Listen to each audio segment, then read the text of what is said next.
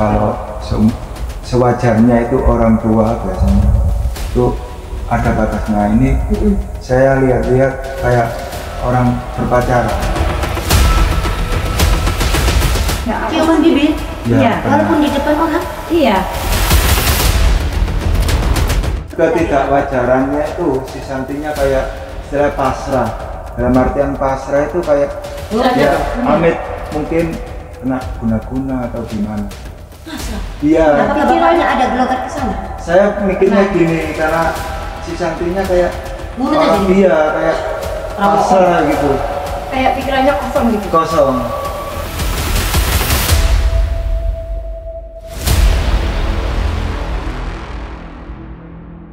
Madu Ruqyah Gio ini merupakan madu yang diambil langsung dari sarangnya, sehingga untuk keaslian madu tersebut sangat terjaga.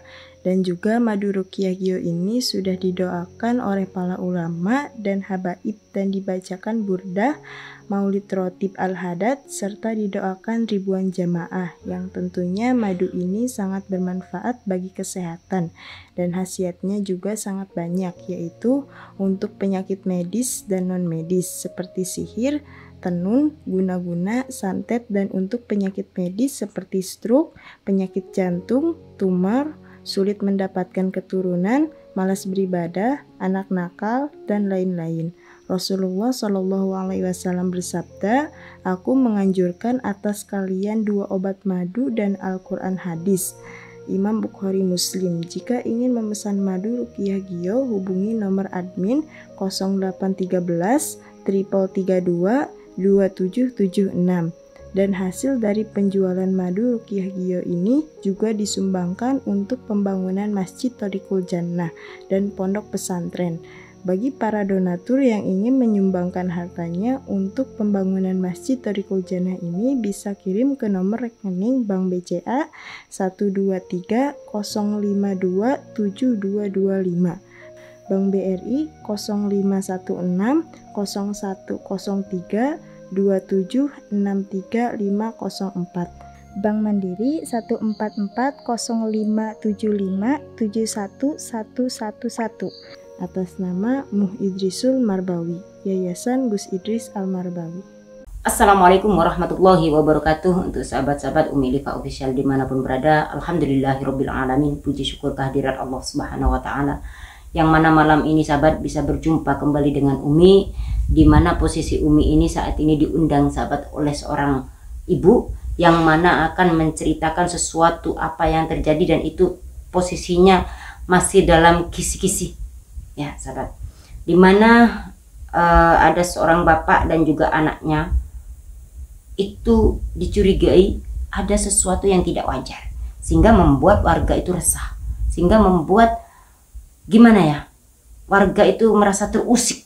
Dan ini adalah yang membawa saya ke sini, itu adalah tantenya sendiri. Tantenya udah menegur, tantenya udah mengingatkan, karena tantenya sendiri itu curiga, tapi belum ada bukti yang valid untuk apa ya, mungkin menyerahkan ke aparat gitu kan, ke Pak RT, ke Pak RW. Dia belum ada bukti, sehingga mengundang saya itu bersama Mas Vicky, sebenarnya mengundang Gio sahabat. Berhubung Gio ada jadwal yang lain, maka tidak bisa datang. Jadi di sini Umi mewakili. Langsung aja mungkin ya kita tanya-tanya sahabat. Kalian pasti penasaran. Ini adalah menyangkut seorang bapak yang dimana berduaan dengan anak yang ibunya udah meninggal sahabat.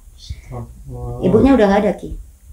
Jadi anak ini hanya berduaan dengan bapaknya di rumahnya. Apalagi anak yang udah gadis. Maka ini adalah nasihat penting bagi semua orang tua, khususnya yang ada di Indonesia ini. Apabila punya anak gadis, maka jagalah anak gadis kalian. Kalau memang ada salah satu yang mungkin udah meninggal, setidaknya di rumah itu jangan sampai berduaan. Karena kalau berduaan, yang ketiga adalah syaitan. Maka di situ, di saat ada berduaan, paling enggak taruhlah bibi kamu di situ, atau kamu menjauhlah dari, walaupun itu bapak kandungnya sendiri. Kalau tidak kuat iman, maka terjadi sesuatu yang dilarang oleh agama di situ ya. Apalagi anak gadis udah dewasa ya, kalau orang itu beriman pasti punya rasa takut kepada Allah, tahu batasan-batasan mana yang halal dan mana yang haram. Tapi kalau orang itu imannya tipis, tidak ada rasa takut kepada Allah, jangankan orang lain, anaknya sendiri pun pasti akan diimbet. Dan itu sudah banyak sekali sekarang terjadi sahabat di masyarakat kita. Maka dari itu, agar kita di keluarga kita dijaga oleh Allah, kalau bisa jangan jauh-jauh dari ajaran yang selama ini dibawa oleh Nabi besar kita Muhammad SAW. Berkumpullah dengan majelis-majelis ilmu, berkumpullah dengan para ulama, berkumpullah dengan para kiai, karena di situ ada ilmu, ada arahan-arahan bagaimana sebenarnya itu Islam itu adalah agama yang sangat indah dan sangat mulia. Maka di situ ada batasan-batasan mana yang diperbolehkan dan mana yang tidak. Insya Allah sahabat, kalau kita berkumpul dengan orang-orang soleh, kita berkumpul dengan orang-orang yang baik, insya Allah walaupun diri kita bukan orang yang baik, insya Allah akan ikut menjadi baik. Seperti halnya kalau kita barang yang busuk, maka disatukan, dijejerkan dengan minyak wangi, maka lama kelamaan akan ikut jadi wangi. Tapi sesuatu yang buruk, bergaul dengan sesuatu yang buruk, maka akan semakin buruk sahabat. Itulah pepatah bilang. Dari situ Umi tidak akan panjang lebar untuk penjelasan ini. Semoga kita setiap kejadian demi kejadian itu menjadikan pelajaran kita untuk terus menjadi orang yang lebih dewasa, lebih mengerti, lebih tahu batasan-batasan. Sehingga apa sahabat, kalian biar tidak penasaran, ini menarik sekali, menarik dan juga greget pasti. Bagaimana kejadian demi kejadian ini kita langsung tanya langsung kepada yang bersangkutan yang mengundang Umi datang ke sini, yaitu ada Ibu siapa? Bu Heni Sama Ibu Heni dan juga Bapak Pak Edi. Pak Edi. Bapak Edi ini di sini sebagai apa? Tetangga sekalian warga. Tetangga sekalian warga. Dan Ibu Ida? tante. Dari kecil saya udah ngasuh ini Santi. Nah, udah ngasuh Santi, sahabat, namanya Santi ya. Keponakannya namanya Santi. Apa yang perlu sampai ceritakan? Ceritakanlah. Apa yang sampai tahu? Maka jangan dikurangi, jangan dilebihi. Biar nanti keputusan apa yang harus kita ambil biar enak gitu. Coba ceritakan mungkin dari Bapak dulu ya, sebagai tetangga dan masyarakat perwakilan. Assalamualaikum, saya di sini tetangga Bapak Edi. Yang saya tahu, yang biasanya itu kalau sewajarnya itu orang tua biasanya itu ada batasnya. Ini saya lihat-lihat kayak orang berpacaran. Sama lihatnya di mana waktu itu? Ya pas di teras gitu. Pas di teras. Iya. Ya namanya juga tetangga, pas Sampai kebetulan rumah tahu. Bapak ini. Terus pas saya ketemu Bu Heni kan saya ceritakan ke Ibu Heni. Ternyata Ibu Heni juga tahu juga. Oh, Bu Heni juga tahu. Iya, saya sempat curiga. Saya biasanya kan saling curhat ya. Udah saya anggap saudara sendiri Bapak Edi ini. Terus saya bilang, Pak Edi, saya kok curiga ya sama ini Santi sama ayahnya. Kok lain gitu. Terus Santinya sendiri itu selalu murung di kamar terus. Iya, betul. Udah ditanya kenapa murungnya itu? Nah, sebelum itu saya kok curiganya gini. Kok lemes badannya, makan berkurang. Terus satu lagi, dia halangannya kan, ya maaf ya, mainnya itu kayaknya enggak, biasanya mainnya tuh tiap awal bulan. Nah ini kok dia santai gitu, nggak minta faktek saya pembalut. Oh, biasanya minta ya? Iya, karena biasanya, udah nggak punya ibu iya, ya? biasanya saya belikan. Jadi udah dianggap sebagai ibunya sendiri gitu. Iya. Nah, waktu itu saya kok diem aja, lama-lama saya tanya, kamu kok tumben nggak beli pembalut, kok nggak minta? Nggak butuh katanya. Terus kenapa kamu biasanya keluar sama Rizka temennya gitu? Rasanya malas gitu. Rasanya malas, berarti di rumah aja. Iya, di ya rumah sering aja. Untuk selama ini sih 3 bulan ini. Biasanya kan main ke rumah Iya. Bapak ya. Berdua itu sama bapaknya aja? Iya, sama bapaknya aja. Iya. Jadi kayak beda gitu loh. Terus apa udah ditegur? Dengan kecurigaan yang sampai rasakan selama ini, apa udah pernah ditegur? Belum, sama ini sementara kita lihat dulu. Ya dulu. Tapi kecurigaan kita itu gini loh. Kan kalau anak sama bapak itu, bapak kan cium kening. Ya. Salaman cium kening. Itu kok bibir gitu loh. Kita kan sebenarnya kita sebenarnya nggak apa Ciuman sih. bibir, Iya. pernah. walaupun di depan orang. Iya. Ya memang sih nggak masalah sebenarnya Iya. ya, antara anak sama Iya. bapaknya itu kan nggak haram ibarat kata. Tapi Iya. kan kalau ditontonkan di depan orang itu kayaknya kan nggak etis sekali ya. Secara- Apalagi di Indonesia ini kan ibarat kata agamanya kental lah. Iya, iya. Terus cara merangkul anak kan gitu. Mm-mm. Terus boncengan ya Pak ya. Betul. Nah, Boncengan. Boncengan tuh biasanya kan anak kan biasa ada yang Suasananya kepedangan. pegangan. Itu Pak rapat Kayak gini. ngerangkul. Kayak orang berpacaran gitu. Iya. Iya. kayak ngerangkul. Kan kita feeling wanita ya. Mm-mm. Kah ya. Mm-mm. Kalau gini ya, tapi saya makanya tuh saya mohon ke Pak Edi Jadi- ini, Pak, nggak sempat curiga sama Sakti sama bapaknya. Mm-mm. Kok lain gitu. Mm-mm. Terus ternyata Pak Edi punya feeling juga. Iya, saya kemarin ketemu kok gini-gini gitu. Kalau saya kan tetangga gak berani negur, saya bisanya bilang ke Bu Eni. Mm-mm. Tapi Kalau merasakan kecurigaan Iya. kecurigaan itu Iya. nyeleneh lah Iya intinya ya Pak ya. betul.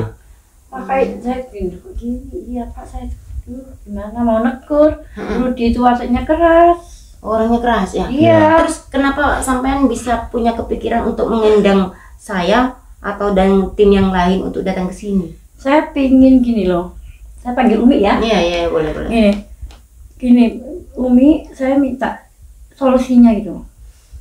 Kalau menurut saya satu ya harus ditelusuri. Satu, kalau memang mencurigakan sesuatu hal yang tidak wajar, ya memang itu adalah bapak dan anaknya memang tinggal di rumah itu sih yang seharusnya. Tapi masalahnya kan ibunya udah nggak ada dan anak ini udah gadis. Ya, Iya. pertanyaannya dari situ. Nah, itu kan Terus ketidakwajarannya itu si Santinya kayak istilah pasrah. Dalam artian pasrah itu kayak nurut ya aja. Iya. amit mungkin kena guna-guna atau gimana. Masa? Iya, Apakah bapaknya ada gelogat ke sana? saya mikirnya Pernah. gini karena si Santinya kayak Nurut aja orang gitu. iya kayak Orang pasrah gitu, Kayak pikirannya kosong gitu. kosong. Terus pernah tetangga bilang, tumben Pak siapa itu namanya Pak Rudi beli aqua gede-gede Mm-mm. dua botol dibawa kemana ya gitu. Dibawa keluar. Iya. Dari rumah bawa air 2 botol dibawa Iya. keluar. Keluar. Terus saya pagi-pagi mesti tiap pagi itu taunya Santi itu dikasih minum. Kasih minum dari air itu. Iya. Setelah dibawa keluar, air itu dibawa pulang lagi. Iya. Dan ditaruh kamarnya Pak Rudi. Kalau air biasa kan taruh biasa. Sembarangan ya. Mm. Dan itu selalu ditaruh di kamar Pak Iya. Rudi. Ada apa Ki? Kayaknya memang mencurigakan ya. Kalau gini pasti ya larinya ke situ, Mi. Berarti ada sangkut pautannya masa Iya, dengan betul. Iya, makanya gitu tuh. mistis ya. Iya. Nah itu makanya tujuan saya bilang ke Bu Eni, nanti Bu Eni biar cari solusi, Mm-mm. panggil Umi itu. Iya, kan itu namanya aib Umi. Nah, aib Nanti ini kalau- justru kita Iya. harus hati-hati untuk apa ya, mengambil tindakan jangan sampai ceroboh. Ya, Karena kalau sampai ceroboh, kecurigaan-kecurigaan dari sampean ini benar terbukti, bahaya. ya. apalagi warga nanti tahu Nah, Tahu betul. di masa terus kasihan Iya, hatinya gitu Bisa loh. diusir kalau Iya. sampai warga tahu. Dan ini akan membahayakan kan. Buat bapaknya juga membahayakan, Ya, anaknya pun pasti bahaya. ya Makanya betul. itu Mi, saya datang ke sini mau minta tolong dengan sangat solusi apa yang harus kita hadapi untuk ini. Berarti gini aja menurut saya juga nggak bisa mengambil putusan karena kan masih samar-samar ya. Iya. Ya, Semuanya kan masih samar-samar dan mencurigakan. Kalau dianya itu setiap hari keluar bawa air, logikanya aja dibawa kemana? Iya. Atau punya keluarga nggak? Pak Rudi nih di sini. Nggak sekitar sini. punya. Oh ya, katanya ada pernah. Mm-mm. Selain air itu bapaknya bunga. Kayak bunga ini loh. Apa? berarti ya. Bukan, buat ini loh buat nyekan itu loh yang hijau. Nah, itu. Bunga keramat itu ya, Iya. yang memang itu Ki. Kalau bawa bunga-bunga itu ada sangkut pautannya Terus dengan pernah di sabuknya bapaknya ada ini kayak bantalan putih gitu loh. intinya ada sesuatu lah Iya. yang mengarah-ngarah ke dukun gitu ya. Iya. heeh. Bisa jadi. Makanya gimana ya?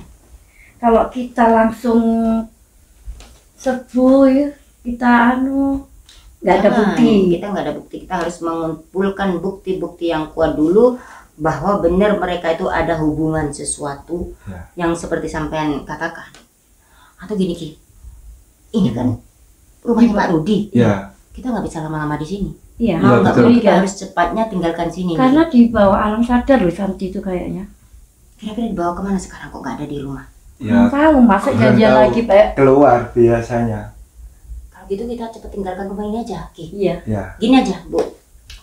Untuk sekarang saya masih belum bisa memberikan jawaban apa tindakan yang harus saya lakukan.